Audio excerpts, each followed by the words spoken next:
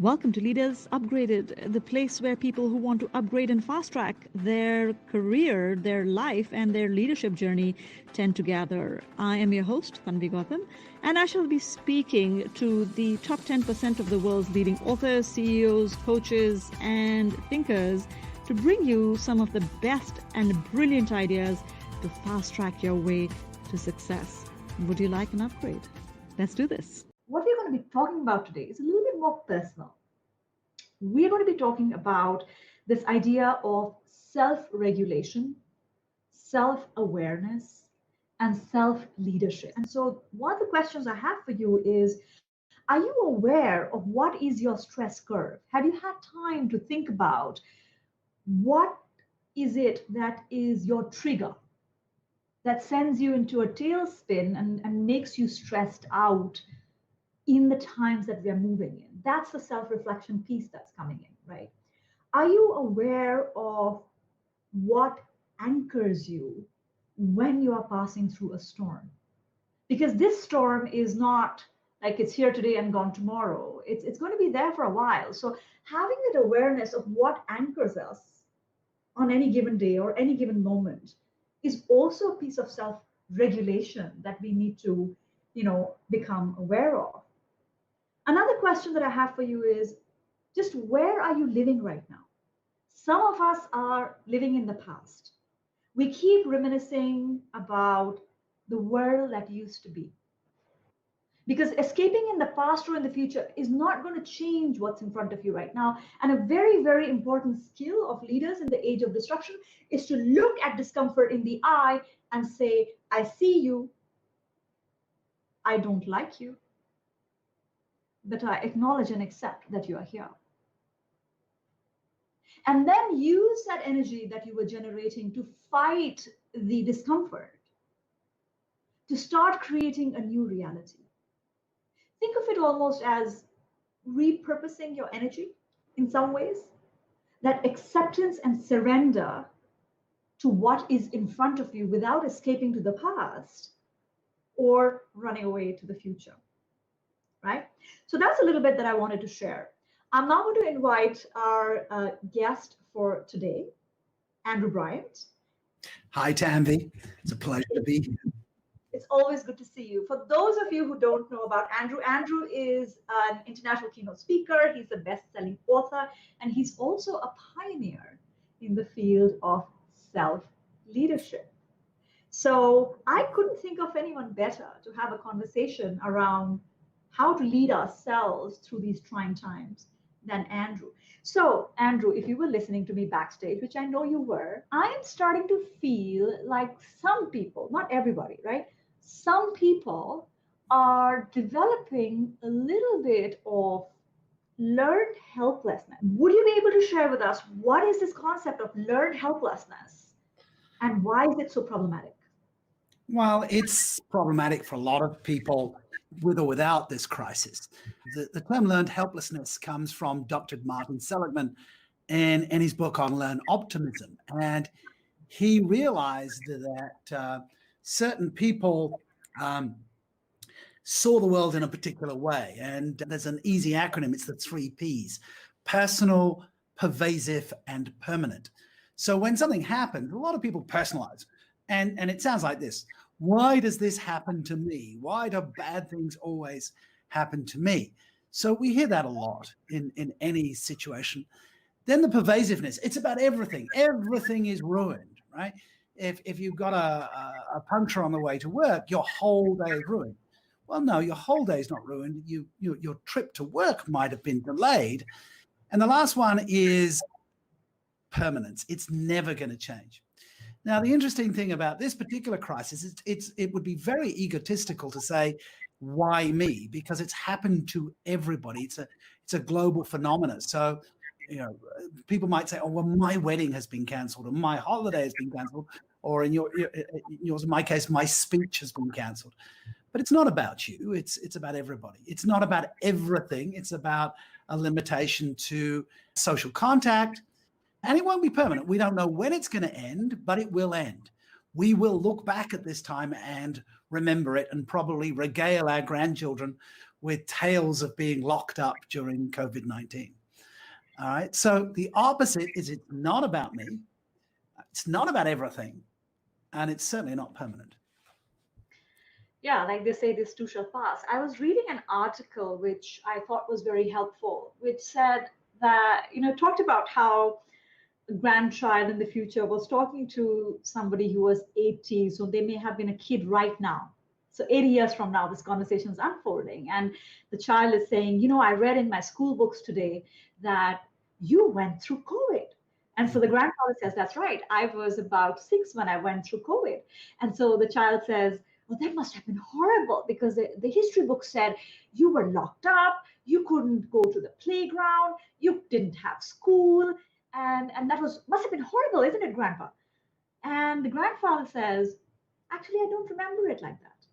I remember it as a time when my mom stopped saying, I don't have time, come back later. I remember it as a time when we had a lot of family picnics in the living room. I remember it as a time when I spoke to my grandparents a lot more every day on the computer. And the point of it all was we are not just creating our future, which is what this conversation is focused on, but we are also creating memories, right? And so, what is the type of memory we are creating that we want to, give to our kids to then share with their grandkids? That's where I feel that this learned helplessness piece that you were talking about. That what's the answer? Well, I like your story about the grandfather puts all in perspective.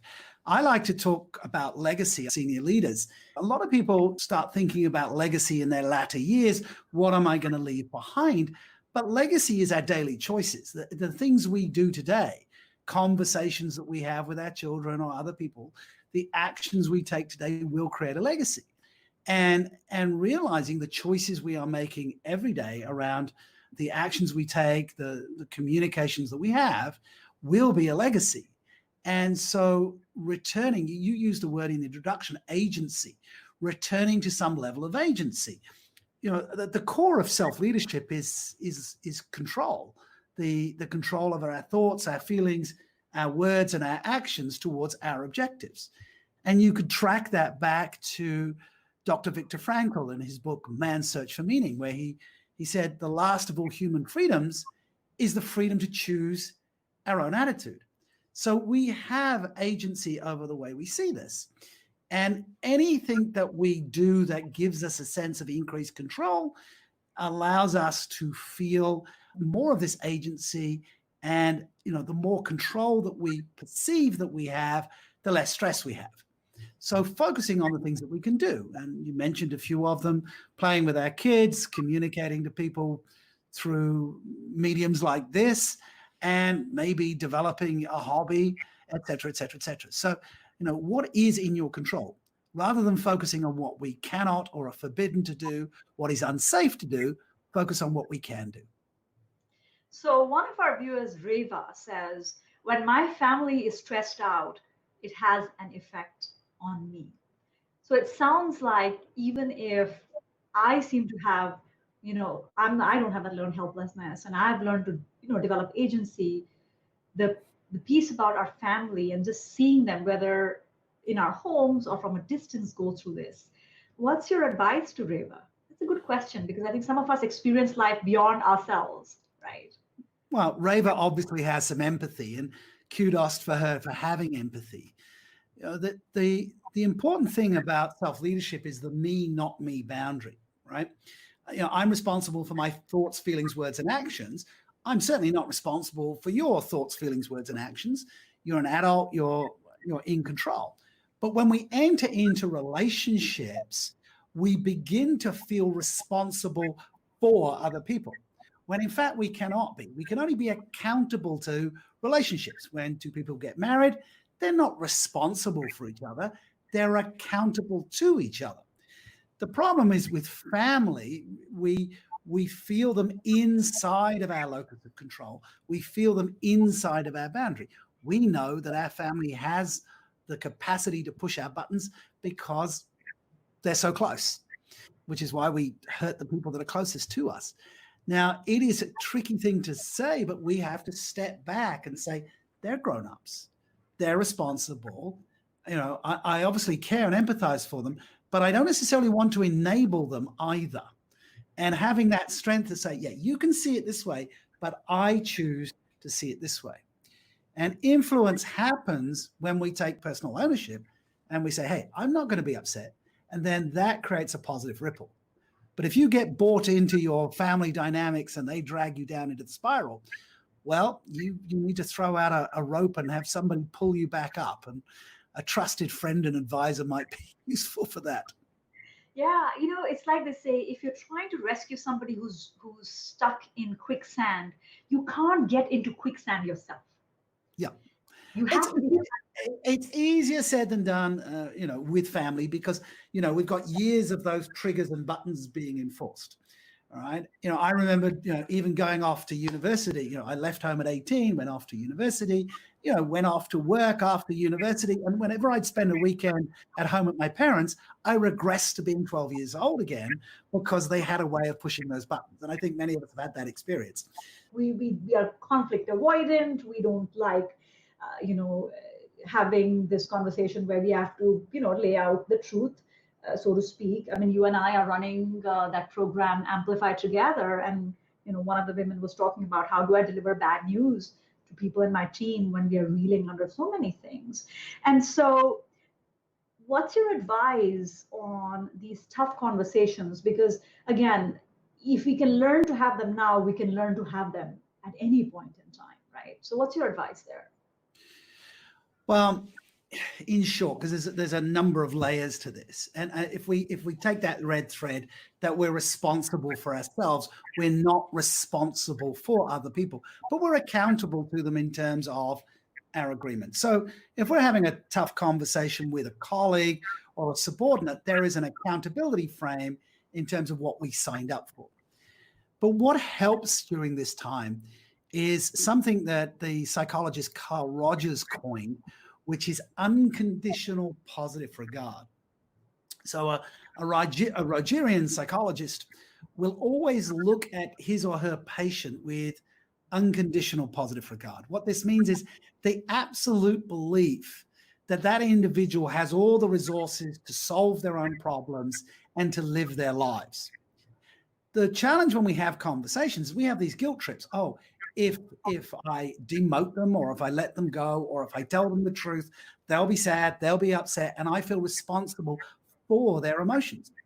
Well, that's actually faulty thinking because that is seeing that you are more together and mature than they are, right? The conversation, many of us have had a situation where something happened and we were better off for it, right? We grew through that. We became better people. The very fact that we had that experience made us a better person. So you don't know anybody else's destiny. You don't know where they are on their learning journey. But if you hold them in unconditional positive regard, that you are going to be empathetic, but you are not going to be responsible for them. They have to be responsible for themselves, and they have the capacity to do that. This gives you the ability to have truthful conversations instead of getting locked into codependency and guilt about how you talk to people, right? So now is not a time to ditch empathy, but it is a good time to be real. This is the scenario. These are the things. I know this is tough for you. However, I have the absolute belief that you will find your way through this. Yeah.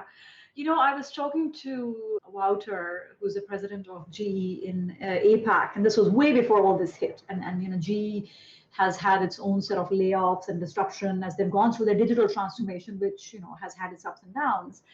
And he was telling me that one of the things that really helps is when you already have that relationship of trust with your leader, right? Where you feel that my leader did everything that was possible to try and avoid some of these outcomes that I was looked out for. This fundamental human need to be seen, heard, and understood. And I think when you're using that word, I really like that unconditional regard for the other person, because when you treat the other person like an adult, chances are they'll probably respond like one. when you treat them with trust and a certain level of empowerment, they hold agency for themselves as well, versus collapsing into, where we began this conversation, learned helplessness, woe is me, what am I supposed to do? No. It's, yeah. So a key part of self-leadership is to practice self-leadership as a role model and encourage others to take that self-leadership, right? Self-leadership is not selfish. By letting your light shine, you give other people permission to let their light shine. I'm paraphrasing from Our Greatest Fear by Marianne Williamson. And I think it's really important that we do that. And look, I think we're all a little bit on edge. I think particularly, I think things may have settled down depending where you are on the journey now. However, I think people are a little bit more sensitive, a little bit more edgy. I was noticing people getting triggered on social media. I noticed a particular story triggered me. I was just furious at the stupidity of some things that people were doing. And it was easy to get in, I was reflecting on, I'm getting drawn into this. I'm being antagonized. And by stepping back and having that unconditional positive regard and saying, they're doing the best they can in their circumstances, and I wish the best for them, stopped me being dragged into that negative cycle. Right. So just because I've been researching and writing about this for 20 years doesn't mean I don't get triggered. Right. I mean, I'm in lockdown too, or circuit breaker, as we call it here in Singapore.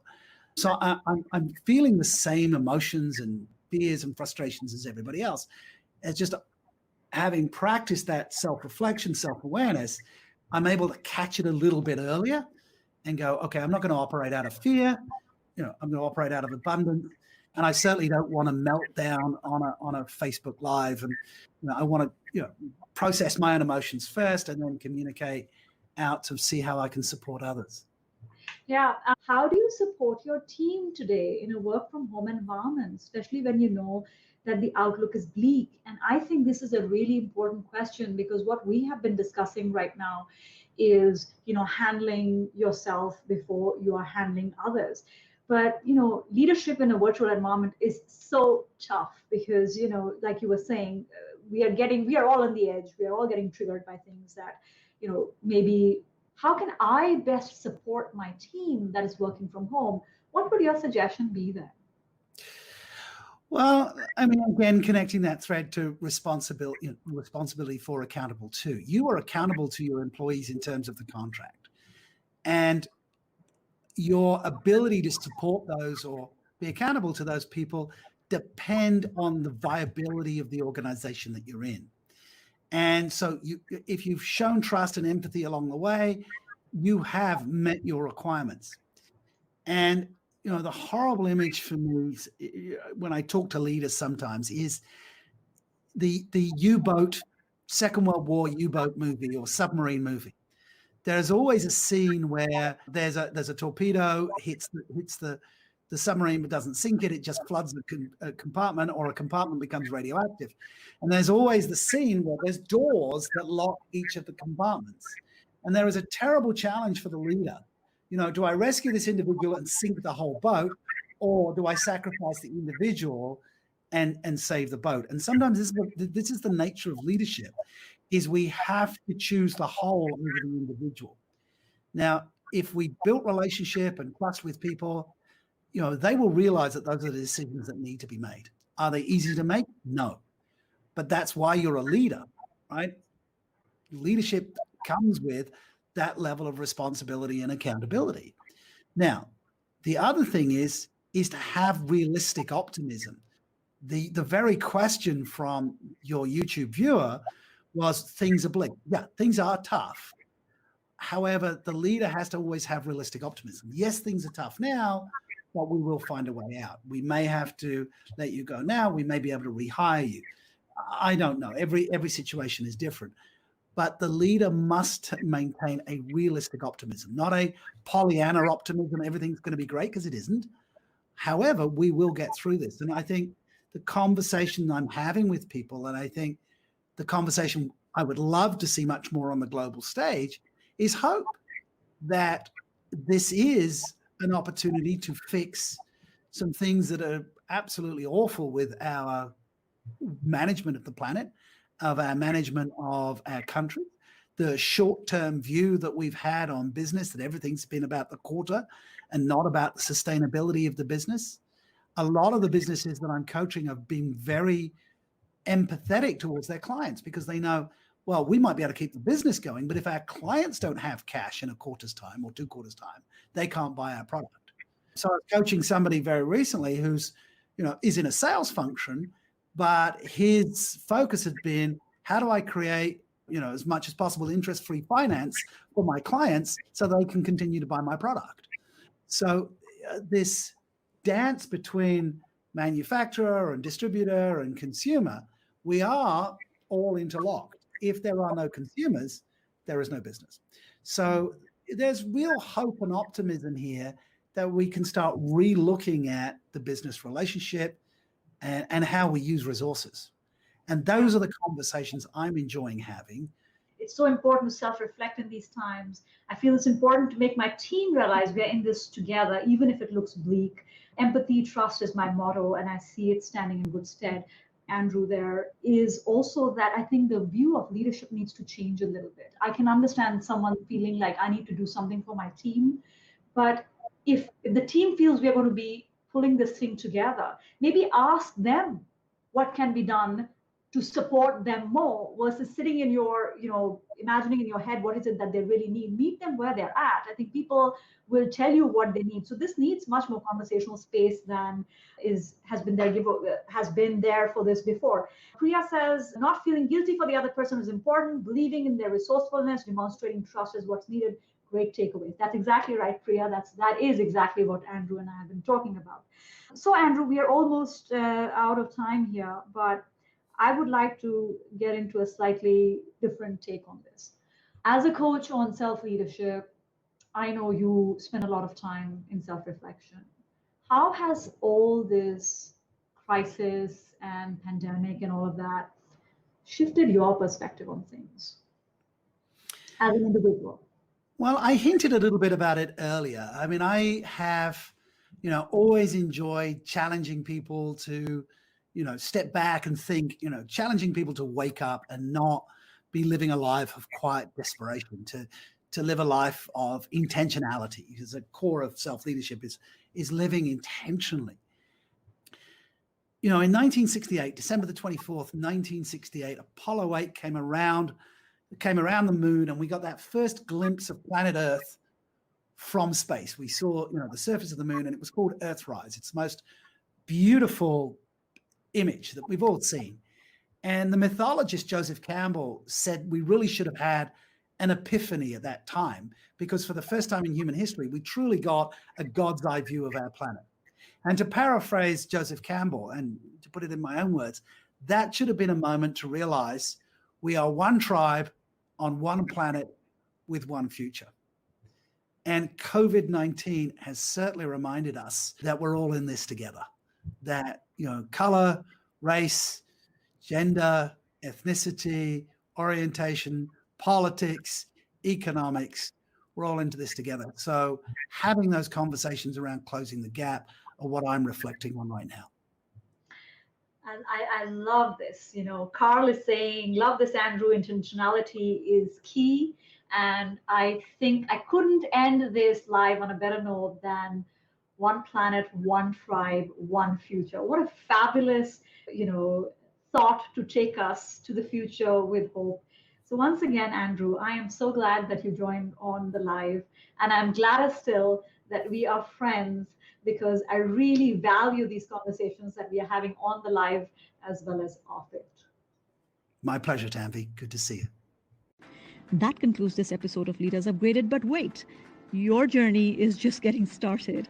Go to www.leadersupgraded.com for more insights, more inspiration, and more tools to continue the journey. And if you have someone who you would like to nominate for the podcast, or a particular topic you'd like us to cover, then also visit www.leadersupgraded.com and let us know. If you like this episode, please do share it. Please do subscribe to the podcast. And I look forward to continued upgrades with you. Take care.